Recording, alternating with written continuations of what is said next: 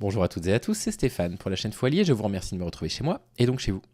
C'est le 3e épisode consacré à la lecture de Dedans dehors, la revue de l'Observatoire international des prisons section française, violences faites aux femmes. La prison est-elle la solution ? Et on va lire ensemble un entretien dont le titre est Viol, les angles morts de la réponse pénale. Tout ceci va nous permettre d'avancer un petit peu notre réflexion concernant les mesures qui seraient efficaces ou au contraire inefficaces pour lutter contre la violence masculine et lutter contre les éventuelles récidives. J'espère que l'épisode va vous intéresser. Bon épisode. Le deuxième article, c'est un entretien dont le titre est Viol, les angles morts de la réponse pénale.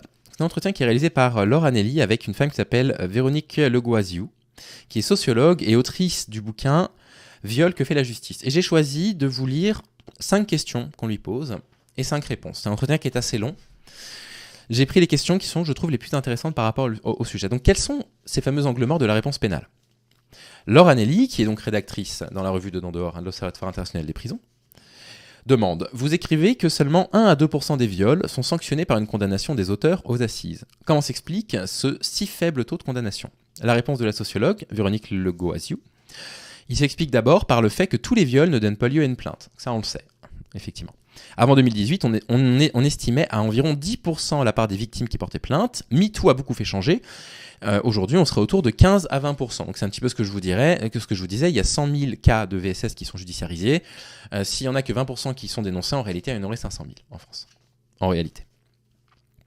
Cette augmentation n'est pas non plus un tsunami. Les personnes qui décident de porter plainte restent minoritaires, alors qu'on n'a jamais autant parlé de violences sexistes et sexuelles. Très intéressant de rappeler que même s'il y a de plus en plus de faits qui sont dénoncés, c'est quand même rappelé, les femmes qui vont porter plainte, c'est minoritaire par rapport au nombre d'agresseurs. Il y a beaucoup plus d'agresseurs que de cas judiciarisés d'agression. Je sais que vous le savez déjà, bien sûr, que vous êtes complètement convaincus déjà par ça, mais c'est toujours bien de le rappeler. On lui demande: est-ce que par nature, le viol n'est pas un contentieux complexe, difficile à appréhender pour la justice ? Et elle répond oui, il l'est pour plein de raisons. D'abord parce qu'il faut des preuves. Le viol, c'est 15 ans de prison sans compter la quinzaine de circonstances aggravantes. Pour condamner quelqu'un à 15-20 ans de prison, il faut des éléments. Or, en matière de violence sexuelle, il n'y en a quasiment jamais en réalité. Elle a raison. Et là, elle le rappelle, elle dit le cas idéal, avec des guillemets autour de cas idéal, bien sûr, parce qu'on va parler d'une agression sexuelle. Pour la justice, ce serait une victime qui irait porter plainte dans les 10 minutes après avoir subi un viol, sans s'être lavée, les vêtements bourrés d'ADN, avec l'auteur du viol déjà fiché. Mais dans la majorité des cas, ça n'est pas ce qui se passe. Et même à supposer qu'on ait des éléments matériels prouvant qu'il y a eu relation sexuelle, reste la question centrale, qui n'est pas le cas dans toutes les affaires, qui est celle du consentement. Et oui, elle a raison. Voler une voiture, il n'y a pas besoin de prouver qu'on n'était pas consentant pour qu'on nous vole la bagnole. Nous cambrioler, on n'a pas besoin de prouver qu'on n'était pas consentant pour être cambriolé. Mais le viol conjugal, il faut prouver le consentement. Et c'est là qu'on répète souvent ensemble, la charge de la preuve est tellement lourde pour les victimes en France. Elle est insupportablement lourde qu'on en vient encore aujourd'hui, et on le voit sur Internet, à remettre en cause leurs témoignages. Que vous avez encore des sociologues qui disent sur Internet que s'il n'y a pas eu de violence, il n'y a pas de viol. Ça ne peut pas être un viol.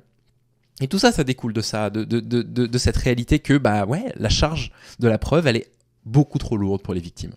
Et en même temps, on vit dans un état de droit, heureusement qu'on ne condamne pas les gens sur dénonciation. Évidemment qu'il faut des preuves. Mais du coup, c'est exactement le sujet de cet entretien-là, où la sociologue dit, en fait, le viol, c'est un cas spécifique dans la criminalité, qui devrait peut-être être traité, du coup, plus spécifiquement. On lui demande comment est-ce que la justice appréhende cette question, la question de la charge de la preuve. Et elle répond, la loi de 80 dit qu'un viol, c'est tout acte de pénétration sexuelle commis par contrainte, menace, surprise ou violence. Donc on essaie de chercher des éléments qui permettent d'établir qu'il y a eu violence, contrainte, menace ou surprise. En général, pour ce qui est de la violence physique, c'est facile à détecter pour peu que les faits soient récents, à cause des traces, bien sûr, d'éventuelles blessures. Mais la surprise, la contrainte, la menace, comment la tester par des preuves objectives ? Dans ces cas-là où quand les affaires sont un peu anciennes, comme c'est le cas d'un grand nombre, il ne reste que la parole de l'auteur et celle de la victime, et éventuellement quelques témoignages indirects, les expertises psychologiques que la justice peut demander. Il arrive donc fréquemment que la question du consentement se pose.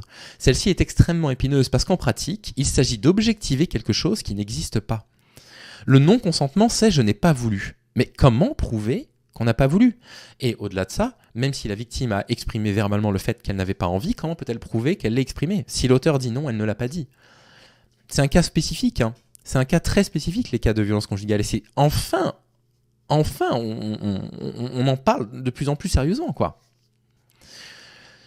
Souvent, la justice va demander aux plaignantes de donner des éléments qui vont permettre d'établir qu'elles n'ont pas réellement voulu. C'est pourquoi les victimes s'entendent souvent dire « Est-ce que vous avez crié ? Est-ce que vous vous êtes débattu ? Est-ce que vous l'avez frappé ?» Alors que les victimes sont souvent dans un état de sidération tel qu'elles font switcher leur cerveau pour se mettre à distance de ce qu'elles sont en train de subir. Et même si elles ont manifesté un refus, comment le prouver si l'auteur le nie ? Voilà. Très intéressant. Il y a des gens qui sont bloqués sur Twitch ? Nouvelle question, une affaire peut ne pas être poursuivie comme viol, mais pour agression sexuelle. Ouh là là, alors là, je crois que c'est là, accrochez-vous. Alors là, ça va vous mettre en colère. Je vous le refais. Une affaire parfois n'est pas poursuivie comme viol, mais comme agression sexuelle. Et donc n'est pas jugée aux assises, mais au tribunal correctionnel. Donc la grille de sanction est plus faible. Donc la grille de réparation que la victime peut obtenir est plus basse. Et là, elle répond. Il faut qu'on qualifie la requalification et la déqualification.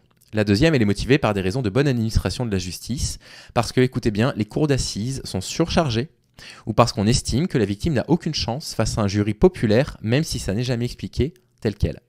C'est tout ce que je vais vous dire de cette réponse-là. Vous comprenez ce que ça veut dire ?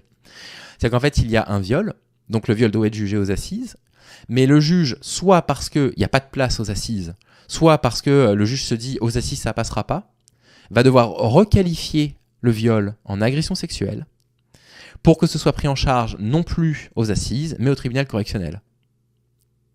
Enfin, vous réalisez le truc, quoi. Il y a des violeurs qui ne vont pas passer aux assises parce qu'on n'a pas la place de les envoyer aux assises. Il n'y a pas de sous, donc tant pis pour les femmes si elles sont violées. Non, mais c'est révoltant, quoi. Non, mais c'est une catastrophe. Merci Sébastien de m'avoir fait lire ça. C'est révoltant. Et la dernière question que je voulais vous lire, on entend de la part de certains mouvements politiques et féministes une demande pour davantage de répression au nom des victimes. Est-ce que ça répond aux attentes des victimes ? Et elle répond, on est dans un mouvement de pénalisation et de judiciarisation qui dépasse la question des VSS. Est-ce que c'est cela dont les victimes ont besoin ? On n'en sait rien. Une des premières choses qu'il faudrait faire serait de leur poser la question, si tant est que cela ait du sens, tellement il y a de victimes différentes dans des contextes et des situations de vie différentes. Il y en a certes qui veulent que leur agresseur soit enfermé pendant 30 ans, mais est-ce le cas de toutes les victimes ? Parmi les dossiers classés que j'ai pu examiner, il y a des plaignantes qui se désistent de la procédure, notamment dans le cadre conjugal, parce qu'elles ne veulent pas aller jusqu'à envoyer leur conjoint, amant, petit ami devant une cour d'assises et en prison. Et là, vous voyez, on est en plein dans la réflexion de qu'est-ce que c'est que l'emprise, en fait. Qu'est-ce qu'on peut accorder comme crédit à ces témoignages-là ? Vous voyez ce que je veux dire ?